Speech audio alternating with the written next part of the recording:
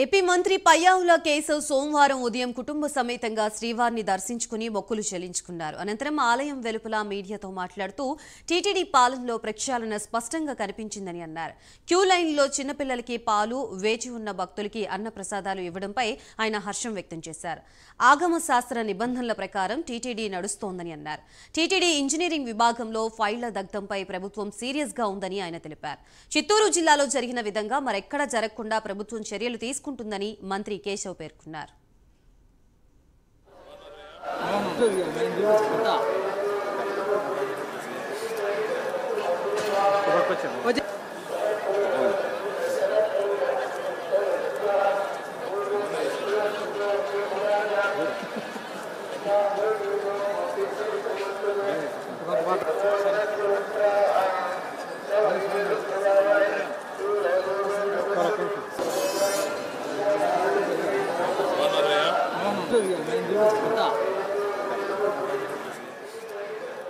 మంత్రిగా ప్రమాణ స్వీకారం చేసిన తర్వాత స్వామివారి దర్శనం చేసుకోవడానికి రావడం జరిగింది. నిన్న సాధారణ భక్తులు వెళ్ళేటువంటి 300 రూపాయల క్యూలో వెళ్లడం జరిగింది. తిరుమల తిరుపతి దేవస్థానం పాలనలో ప్రక్షాళన మార్పు స్పష్టంగా కనపడింది. భక్తులందరినీ క్యూలో పోతూ సామాన్య భక్తులందరినీ కూడా మాట్లాడుతూ వచ్చినప్పుడు వాళ్ళకి చిన్నపిల్లలకి పాలు ఇవ్వడం, లేట్ అయినప్పుడు ఏదో ఒక ఫుడ్ సప్లై చేయడం, ఇవన్నీ తిరిగి తిరుమల తిరుపతి దేవస్థానం వాళ్ళు ప్రవేశపెట్టారు.